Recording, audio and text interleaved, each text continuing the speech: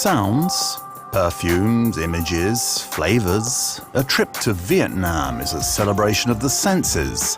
At the crossroads of history and civilizations, this country has safeguarded the heritage of cultures that pervade it. An ever-moving population reacts to the bustling of the cities turned towards the future. The ballet of bicycles and the noisy merchants blend with the contemplation in the pagodas. From the northern mountain tribes to the southern fishermen, it is difficult to summarize Vietnam in a postcard. This country has much more to offer, a turbulent history that is extremely rich.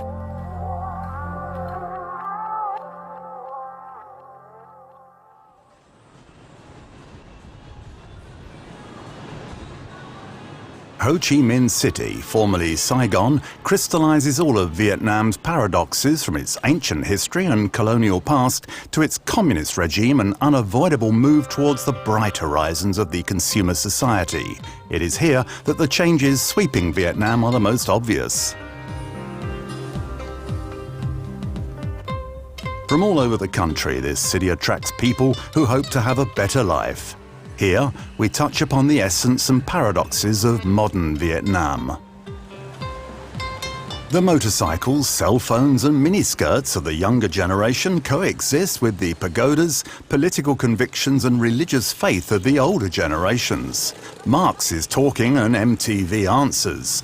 Ho Chi Minh City has not given up its old name. Here, people still call it Saigon. We are heading for Cholon, the Chinatown of Saigon. The Bin Tay Market is a masterpiece of Chinese architecture with the clock tower in its center.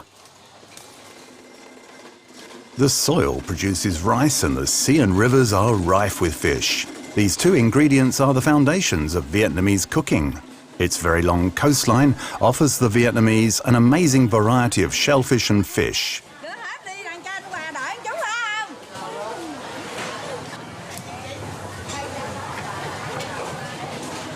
Several stalls specialize in cutting and preparing fish according to specific recipes.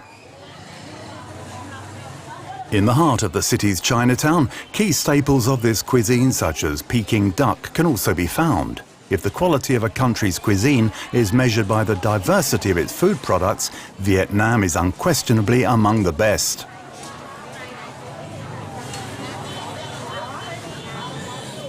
After the leading products in the supporting roles, a myriad of sharp-tasting roots and aromatic plants that give snacks, soups and stews their spicy and original flavors. Pho, or noodle soup, can be found almost everywhere. It's a nourishing and balanced, handy and economical meal.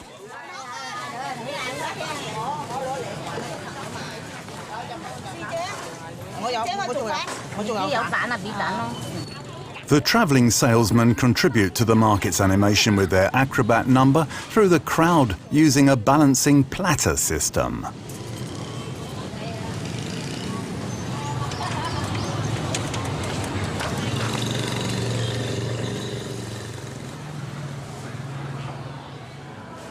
Religious monuments, mainly pagodas in various styles, Chinese or Vietnamese, are scattered throughout the city.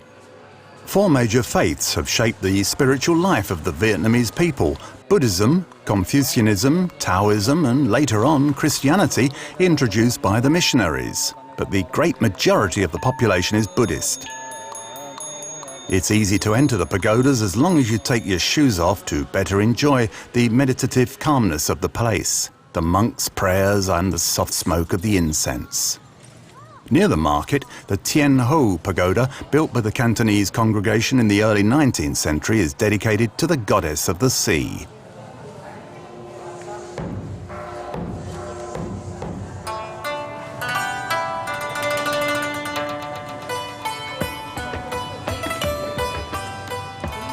According to this faith, this deity can cross the oceans on a mat and ride the clouds to save boats in distress. The families of fishermen come here to ask for the goddess's protection. The curls of incense smoke rise in symbols of requests.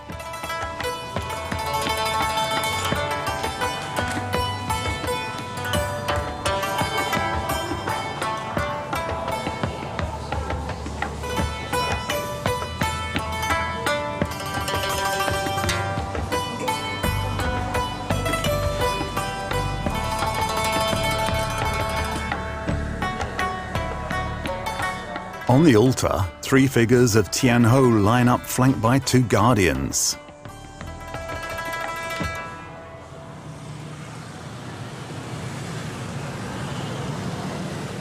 A vestige of colonization, Notre Dame Cathedral was built in 1883. A crowd gathers for Mass. Many stay in front of the cathedral on their motorcycles. Among the numerous foreigners attending the Catholic service will equally hear the priests speak Vietnamese, French or English. Across from Notre Dame Cathedral, the post office was inspired by the French colonial style. This type of architecture is quite common in Vietnam, and French tourists will feel a certain familiarity. They should beware of arrogant attitudes. This country inflicted the French a humiliating defeat, and everyone knows how the most powerful army in the world was bogged down. The Vietnamese proudly assert their identity. Among the numerous covered markets, Ben Tan is the liveliest and most colourful one. The main entrance, surmounted by a belfry and a clock, has become the symbol of Saigon. Many food products are found here. Built in 1914, Ben Tan Market was called Les Halles Centrales by the French. The large variety of fruit, vegetables and spices in the south, due to the proximity of the Mekong River, offers an amazing diversity of products, the basis of a flavourful cuisine. Curries have been prepared since the dawn of time, and contrary to the original Indian version, these are not very spicy.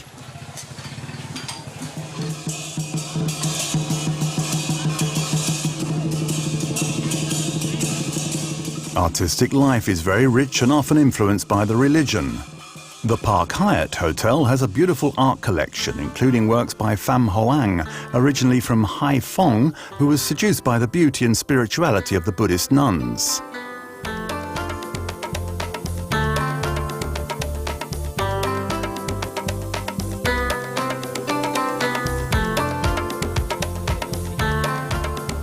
Formerly called the Museum of Chinese and American War Crimes, the War Remnants Museum is one of the most visited by the Westerners.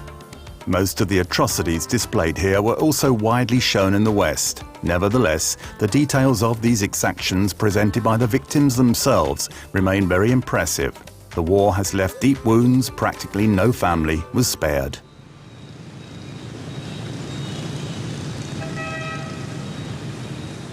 Another spectacular place that witnessed the conflict is the Reunification Palace with its amazing modern architecture. Symbol of the South Vietnamese government, the building remained as it was on April 30th, 1975, the day the Republic of Vietnam ceased to exist. In Saigon's chaotic traffic, the visitor often feels like he's in a video game. Motorcycles and bicycles surge from everywhere. The rule of the game is to simply avoid an accident. You may often think you're going to die. Yet, at the last second, everybody miraculously gets through.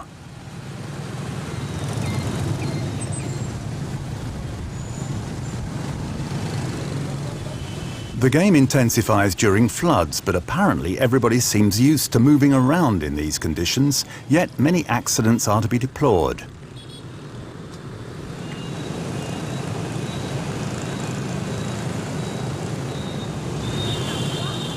At night, the centre of Saigon continues to live at a mad pace, swept up in the whirl of motorcycles that slalom between old French colonial buildings.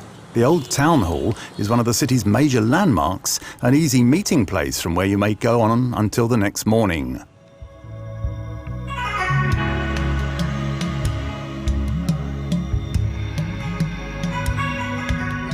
Leaving Saigon for the southern tip of Vietnam, we first reach the Mekong Delta. A trip to the rice basket of the country provides a better comprehension of the importance of the farmers who work every day to feed a population of 85 million people.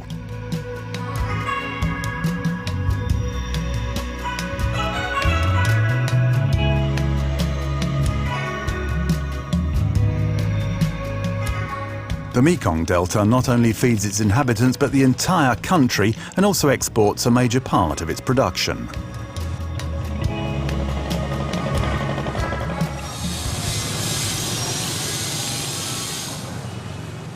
The Mekong Delta shines in multiple colours, from the shimmering green of the rice fields to the blue and white of the schoolchildren's uniforms on bicycles.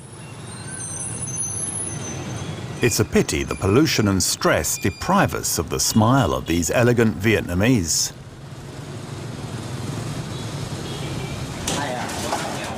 Con Tou is the main city of the area and a political and cultural centre of the Mekong. The local economy is essentially agricultural.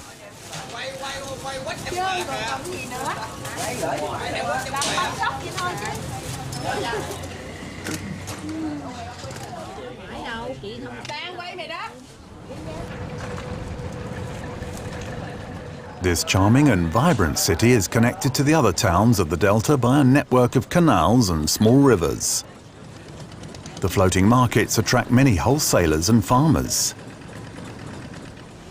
Contrary to the Thai markets, where small wooden boats slip through narrow canals, the Vietnamese markets are usually set up in places where the river is wide.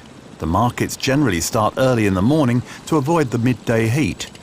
The tide also has to be reckoned with. To navigate, the larger boats must wait for the water to rise. The wholesalers arrive with the largest vessels full to the brim. The goods are transferred to smaller boats that supply the local markets. Here in this perpetual movement, the Mekong truly gives the impression of being a vital artery of the economy in the south.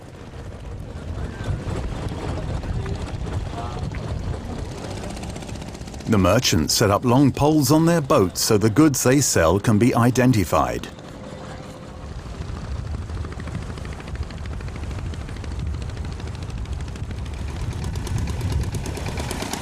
All over the delta area, the abundance of food staples is tied to the Mekong River.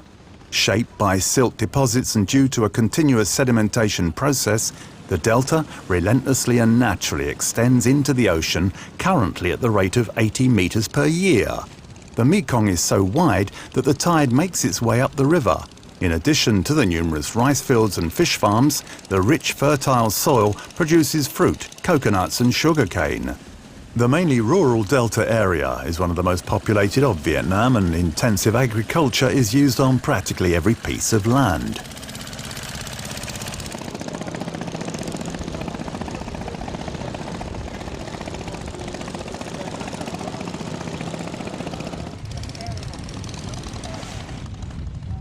The Mekong is one of the longest rivers in the world, and its delta is one of the widest.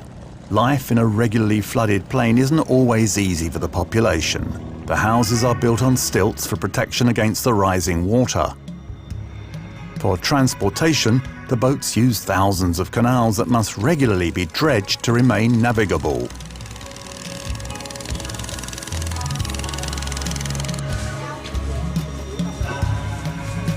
Making rice paper is a traditional activity.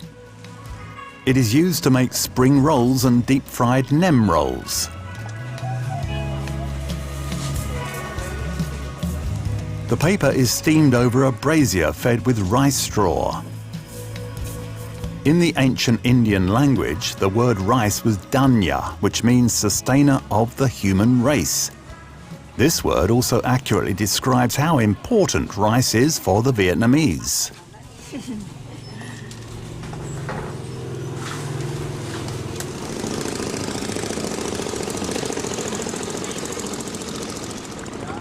According to a local legend, there was a time when rice didn't have to be harvested. It was asked for with prayers and sent from heaven in each home in the shape of a large ball. One day, a man asked his wife to sweep the floor before the rice arrived, but when the huge ball suddenly appeared, she was still sweeping and accidentally hit it, breaking it into 1,000 pieces. Since that day, the Vietnamese must work hard and pick the rice by hand.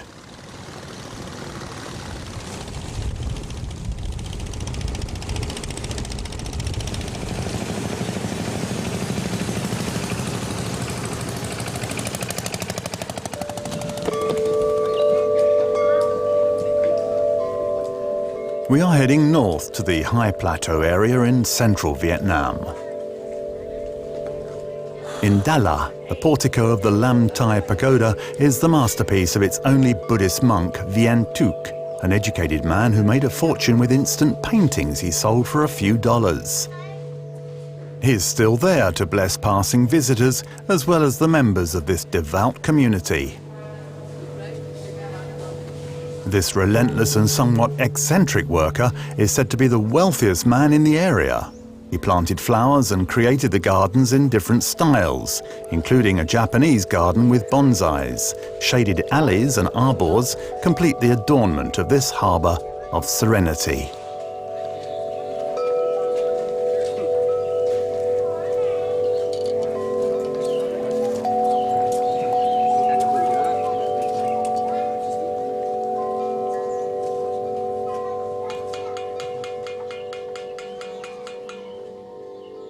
Jewels of the Highlands, the Dala region is strewn with lakes, waterfalls, gardens and forests.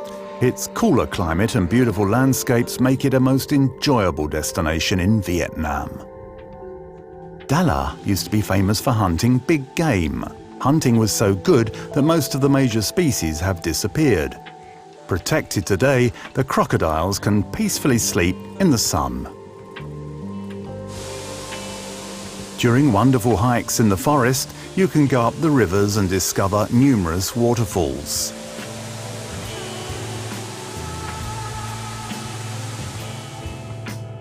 Dala has preserved the features of an old colonial city. The cathedral with its strange architecture was finished in 1942 for the French residents and vacationers. The cogwheel train station also is a witness to this colourful colonial past. An old Russian steam engine is exhibited inside. In 1929, the cog railway connected Dala to Tap Cham, and it was reopened for tourist purposes to reach nearby destinations. Here you can visit the magnificent Lin Phuoc pagoda, finished in 1952. A huge dragon watches over the place.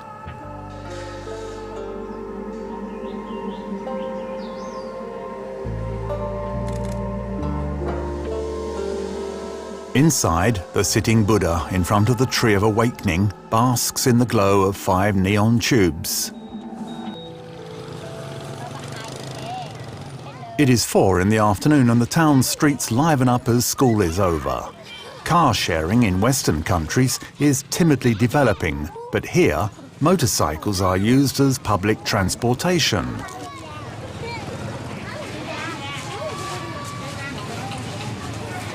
For the less lucky ones who rely on their 2 feet, returning home isn't all that sad. There's a candy store on the way.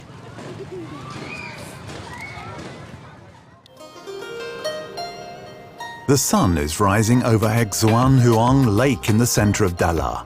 It owes its name to a Vietnamese poetess from the 17th century, famous for her virulent attacks against social conventions. Dala's reputation as the jewel of the high plateau has by no means been misappropriated. The rising mist uncovers an absolutely beautiful landscape and unveils a slightly nostalgic vision of Vietnam. Dala entertains its colonial past, its outdated atmosphere. The French presence of the Indochina era can still be felt. Dala hosts sumptuous homes, including the summer villa of the Emperor Bao Dai. During the Vietnam War, the city was the object of a tacit agreement that saved it from attacks and bombings. The South Vietnamese officers trained at the academy, while the elite of the Saigon regime rested in their villas, as well as the Viet Cong dignitaries in their nearby residences. The city surrendered to the North Vietnamese troops on April 3, 1975. Heading towards the Lang Biang Mountains, you enter a world of forest, home to numerous ethnic minorities such as the Lat. They live in this region and try to preserve ancestral traditions in a lively way. Often the allies of the Americans, the Vietnam government during the war made them pay a high price for their emancipation dream. The houses of the Lat are built on stilts and the walls made of planks. Krajam Hai learned French with missionaries in the 1950s and remembers a time where the Lats were free. The coloured poles are the memory of the past. They mean that before being Christians, we were animist. We had many gods, tigers, elephants and many other animals. To honour them, we killed a buffalo with the coloured pole.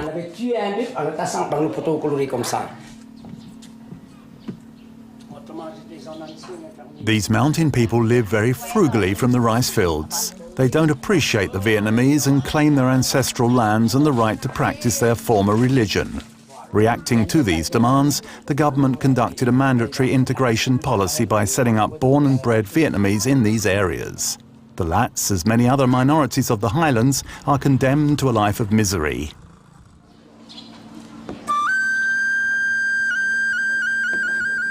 Silk embroidery is a very popular Vietnamese art. Special artisan centres exhibit the most beautiful works that sell for high prices.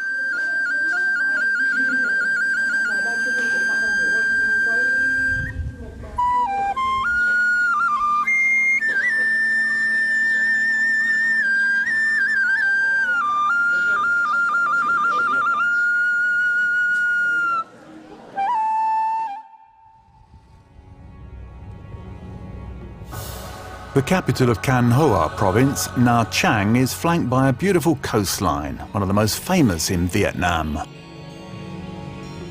An impressive fishing port hosts multicoloured boats that anchor here at low tide.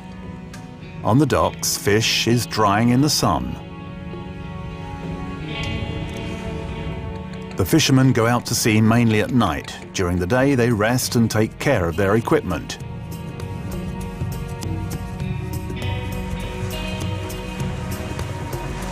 Many fishermen still use the thung, a traditional small round boat made with woven bamboo. The wealthier ones own small trawlers.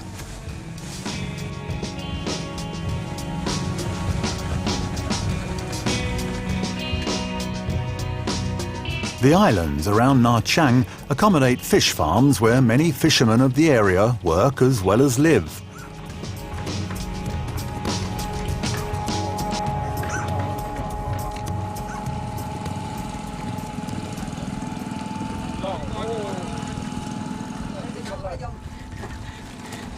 These natural aquariums are full of the large diversity of species found in these waters.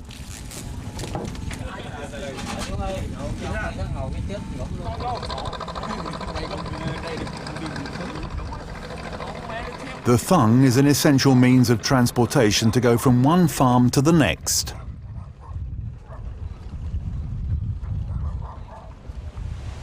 Several islands are genuine havens of peace.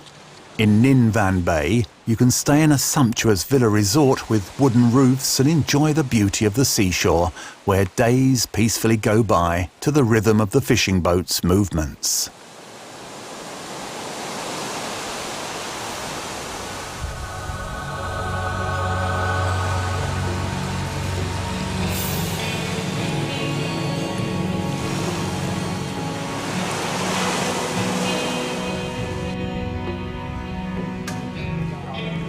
Facing Nha Trang, Hon Mai is an island where many fishermen live and work.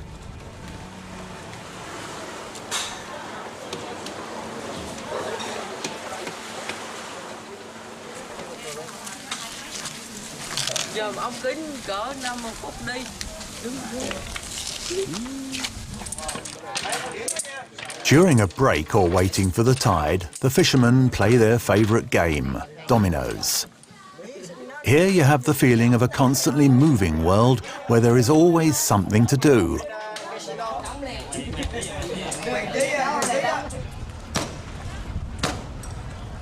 On the dock, a man sees to it that the thang boats are perfectly waterproof. They are dried in the sun, then the woven bamboo is covered with a blend of palm tree oil and sugar.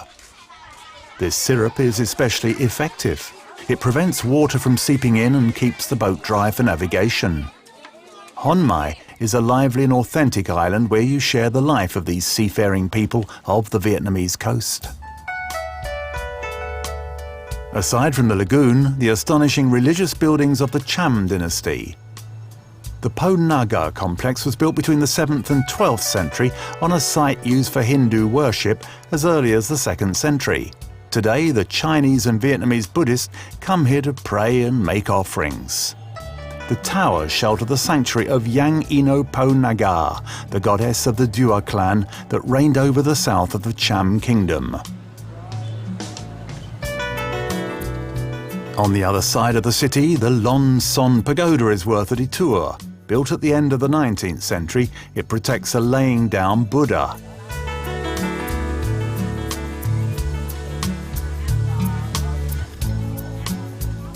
At the top of the hill, a huge white Buddha, 14 meters high and sitting on a lotus flower, overlooks the city, offering a magnificent view of the bay.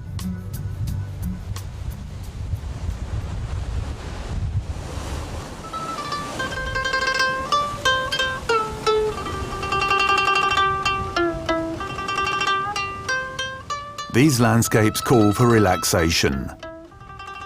In Nha Trang, you can enjoy numerous traditional spa treatments or learn meditation. It's a good way to understand these Asian cultures where the body and spirit must function together and harmoniously. Certain centres offer musical care sessions with traditional instruments.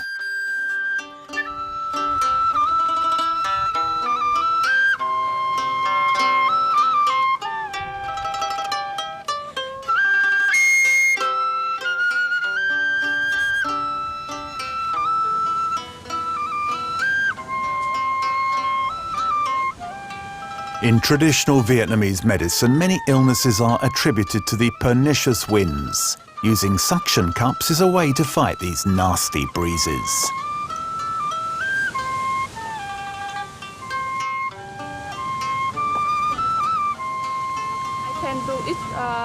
It's a treatment that we also use in families. Fire cupping allows to eliminate stress and toxins without leaving marks on the body. It comes from traditional medicine.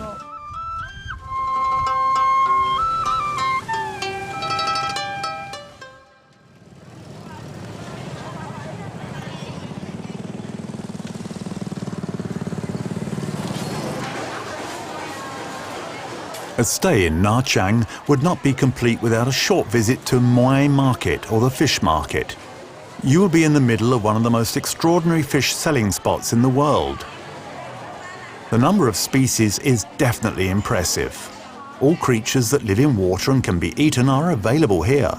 Confrontations can be surprising, and a Westerner may have had a hard time imagining that some of these beasts could end up in his plate.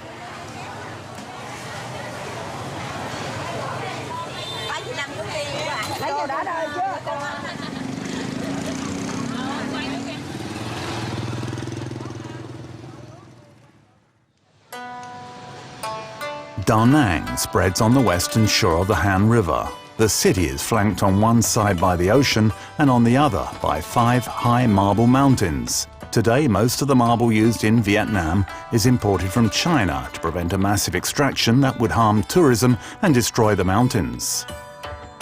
Each one represents an element of Oriental cosmology: water, wood, fire, metal, earth. The cliff of Tuison Mountain hides many natural grottos where Hindu, then Buddhist sanctuaries were built over the centuries. A large grotto in the shape of a chimney shelters a sanctuary. At the end of a passage, 2 mandarins guard the entrance. A few more meters and the view is striking. You end up in the vast Huen Con grotto with several Buddhist and Confucian altars. During the war, this grotto was first used to hide Viet Minh soldiers, then as a hospital.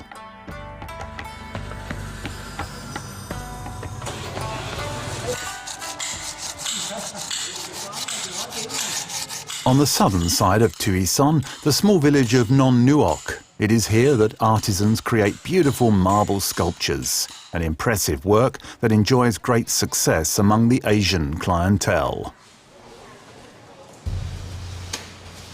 Near the Marble Mountains, a gigantic beach, China Beach, owes its name to an American TV series.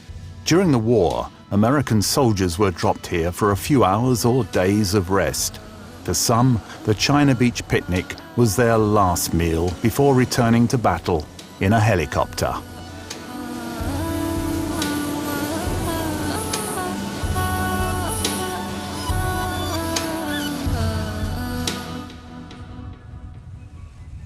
A genuine live museum, Hoi An is a harbour.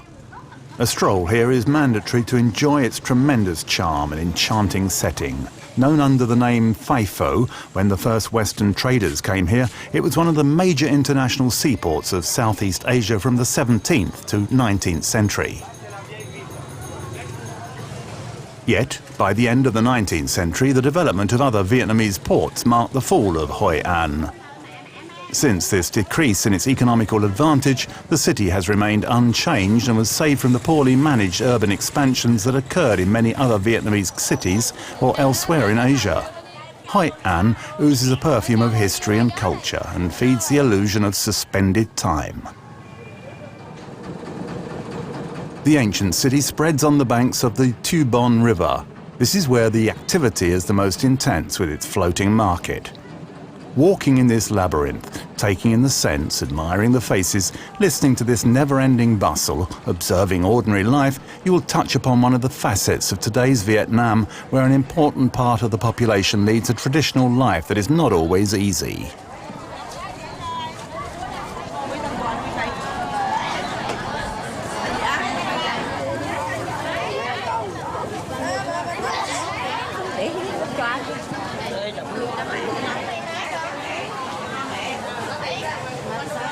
Every year, the rainy season in October and November brings its share of floods. The most important one in 1964 totally swept over the seaside homes.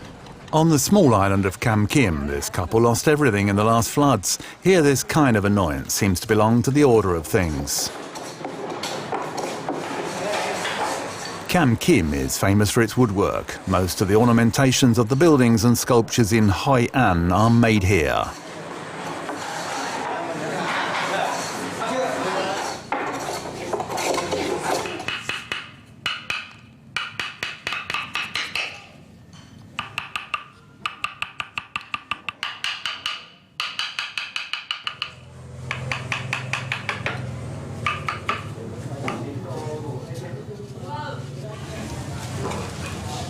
The Tan Khai house, built 2 centuries ago for a rich Vietnamese merchant, illustrates the amazing talent of the region's artisans. Its layout reveals the Japanese and Chinese influences on local architecture. The ceiling is supported by 3 beams in different sizes.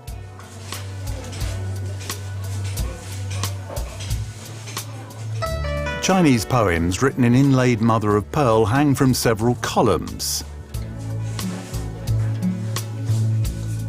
The mythological and legendary bestiary is absolutely beautiful.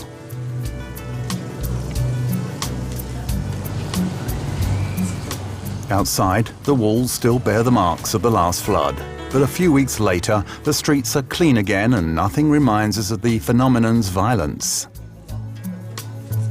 Since 1999, UNESCO has listed Hoi An as a World Heritage Site. The ancient city greatly profits from regulations that try to preserve its heritage by opening the doors of historical and cultural monuments to visitors and regulating the traffic of motorized vehicles.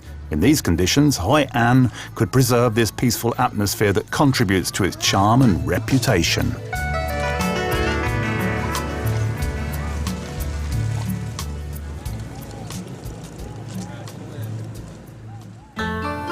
Leaving the city, the countryside offers these rice-filled landscapes where peasants are busy repairing the plots after the floods.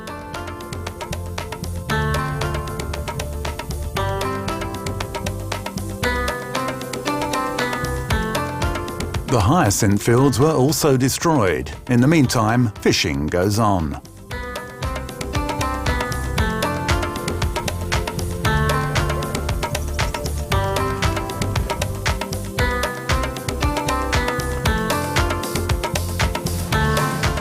Five kilometers from Hoi An, Cao Dai is lined with palm trees and a 30-kilometer-long beach that reaches Da Nang. Walking here is a very pleasant experience. A few fishermen families don't hesitate to go out to sea with their thung and overcome the sandbar.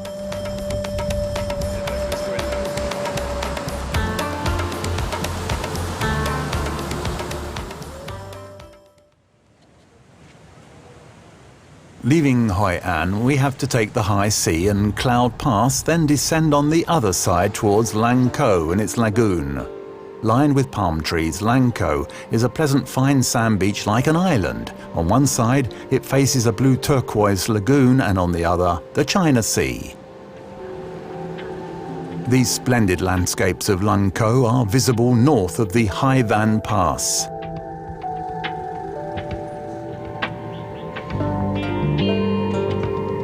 Here too, time seems to have stopped. On the seaside, fishermen still use ancestral methods and boats. On Earth, men and buffaloes work hard in the rice fields. Everything here offers images of a Vietnam we think is eternal.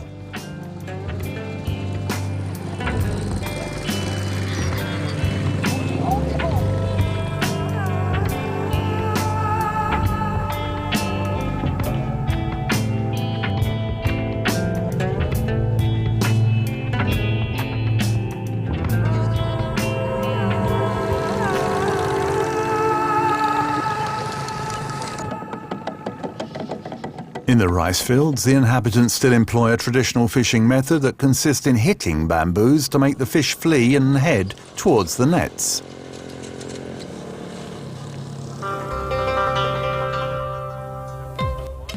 Near Vinh Hien, strange constructions appear. These family tombs and temples are spacious, opulent and colourful. The families rival in ingenuity to offer the most beautiful resting places to their ancestors. The Vietnamese call it the City of the Tombs. This island has witnessed the exodus of many boat people. Today, the Vietnamese living abroad finance these amazing constructions. In the Hue region, the former imperial capital, the cult of the dead takes on an even more spectacular dimension. The majestic tomb of Tu Duc, built between 1864 and 1867, proudly sits among frangipane trees and pine trees. Tu Duc was buried in this harmonious monument that he had designed himself. The expense was tremendous and the workers forcefully recruited. Tu Duc, whose reign was the longest of the Nguyen dynasty, lived in excessive luxury. Despite 104 wives and countless concubines, he left no descendants, probably because he became sterile after having had syphilis. Another impressive tomb of this valley of the Vietnamese kings is that of the Emperor Khai Dinh, who reigned from 1916 to 1925. The construction of the imperial tomb lasted longer than his reign, as it was finished in 1931 after 11 years of work. This tomb stands out from the other imperial sepulchres of Hue as it combines Vietnamese and European elements.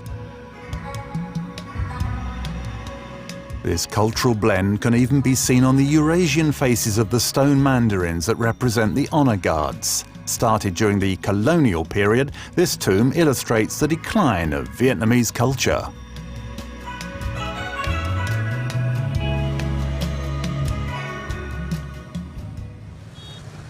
Hue is the ancient imperial capital and thus a major cultural and religious centre. Every year, the beautiful tombs of the Nguyen dynasty attract thousands of visitors. Without tourism, the cultural sites of Hue would probably have been forgotten, as they are deemed politically incorrect by the communist government. The construction of the citadel, surrounded by moats spreading over a 10-kilometre perimeter, was started in 1804 on a site chosen by Emperor Jia Long's geomancy experts. The imperial city located in the citadel is in itself protected by a canal and brick walls 6 meters high. Inside the citadel, many buildings were destroyed during the Tet Offensive in 1968.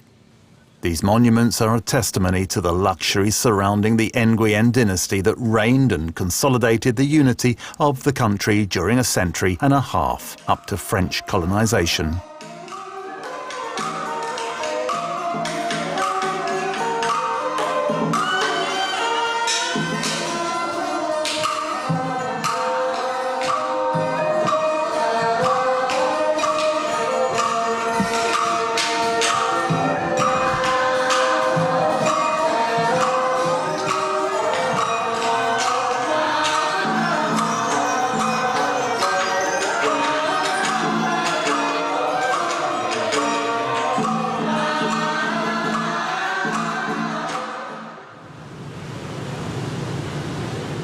In Hanoi, Ho Chi Minh, the hero of independence, had nothing to complain about compared to the emperors of the past.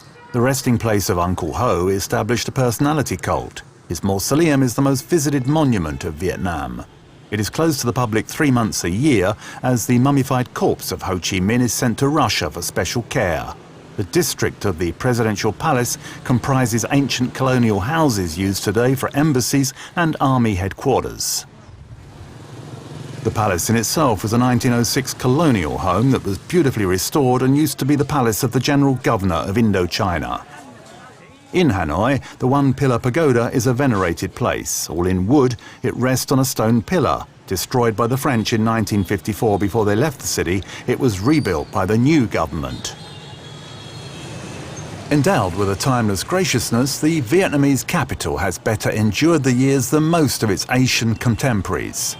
After Vietnam was divided in 1954, Hanoi fell into a deep sleep from which it woke up only 40 years later thanks to economic reforms. A beautiful example of French colonial architecture, Hanoi escaped the damaging curse of American bombs and Soviet-style urbanization. This dynamic old city has bustled with trade activities for 8 centuries. It's the ideal place to sound out this re-emerging capital. Professions and shop owners are regrouped by activity, including blacksmiths, roofers, tinsmiths, mirror manufacturers. An entire street is dedicated to bamboo.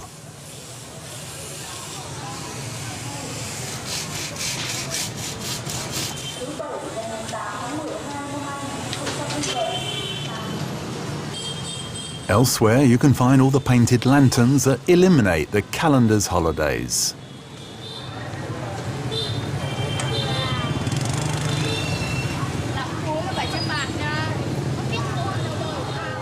Here you can see the fantastic puppet shows on the water.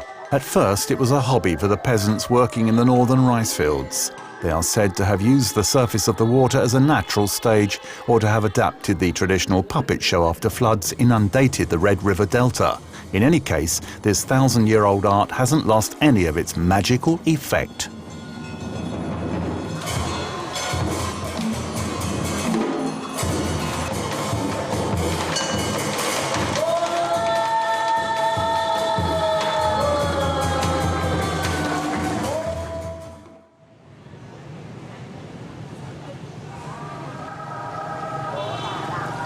In the heart of Hanoi, Hoan Kiem Lake is such a beautiful place.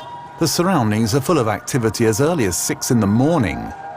People from the neighborhood come here to practice the traditional Tai Chi, jog or play badminton.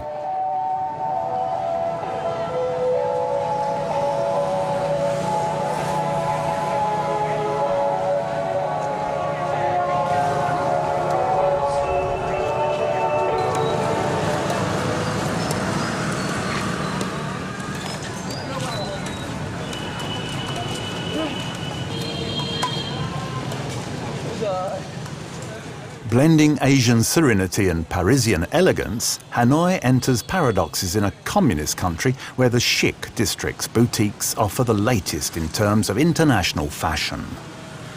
Here again, the nostalgia for the colonial era prevails with beautiful buildings and their French-style decoration. Just pull the drapes and you'll think you're in Paris. Giving onto the lake, the opera prolongs the stroll in a Parisian atmosphere. Luckily, Hanoi also has marvellous monuments in the traditional architectural style.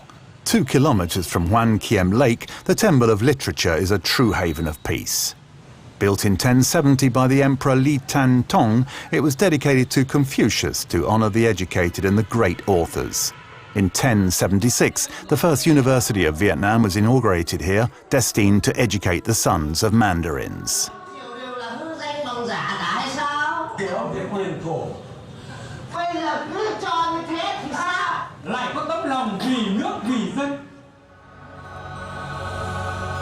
Leaving Hanoi, we head for the northwest of the country and its most astonishing landscapes. These mountain regions are also home to ethnic minorities whose lifestyle, for some, has remained unchanged for generations, despite exterior influences.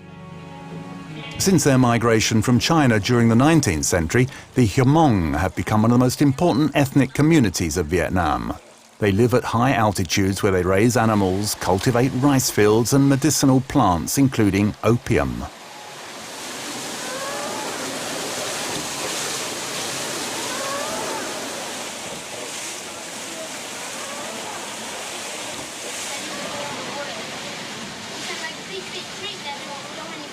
They are divided in several subgroups, the black, white, red, green and flower Hmongs, noticeable by the discrete variations of their traditional costumes. But their ancestral culture is fragile and their lifestyle is rapidly evolving. The government tries to encourage tribes to become more sedentary by using schools as an incentive. Language and education also become means of integration without taking into account the specificity of these populations.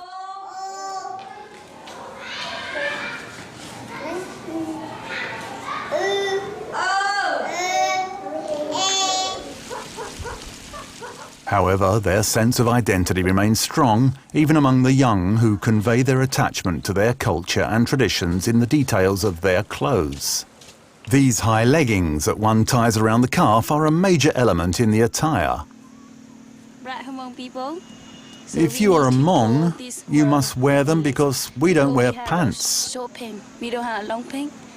When we go into the mountains, it's a good way to protect yourself from snakes and mosquitoes.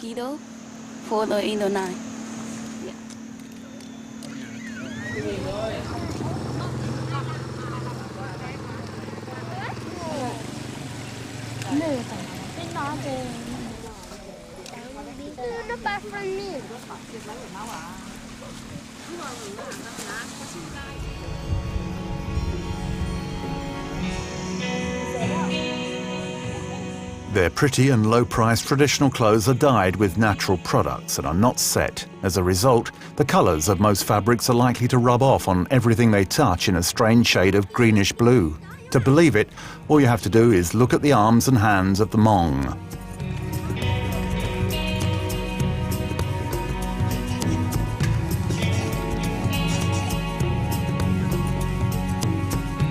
For these minorities, life has always been difficult. Their most successful staple is opium, a product that never was fully tolerated by the Vietnamese authorities. Vietnamization has only worsened the situation. Tourism based on the respect of these cultures could be the answer to the survival and development of these regions.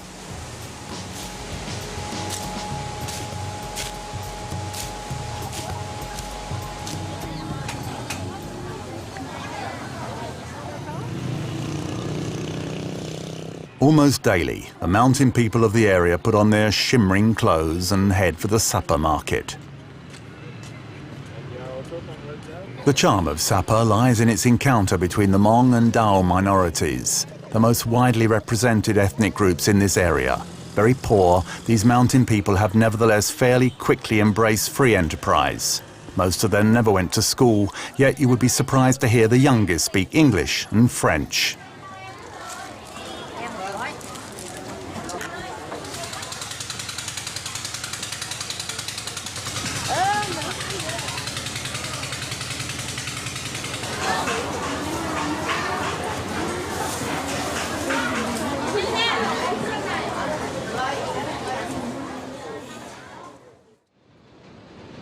It is hard to come to Vietnam without visiting the legendary bays of the Gulf of Tonkin.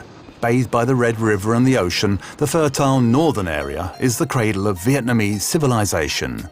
The stormy historical relationship between Vietnam and China was born here. The island of Cat Ba is the first stopover to these peaceful bays, whose beaches are unfortunately the object of negotiations to build hotels. However, in the centre of the island, the authorities had the good idea to create a natural reserve that shelters several endemic species. Birds, mammals, medicinal plants, rare wood and thousands of butterflies can peacefully prosper here.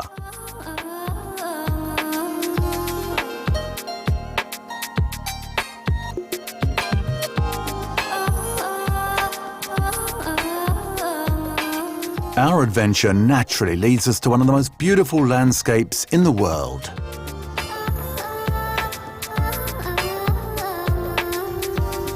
Imagine 3,000 islands rising from the emerald green waters of the Gulf of Tonkin.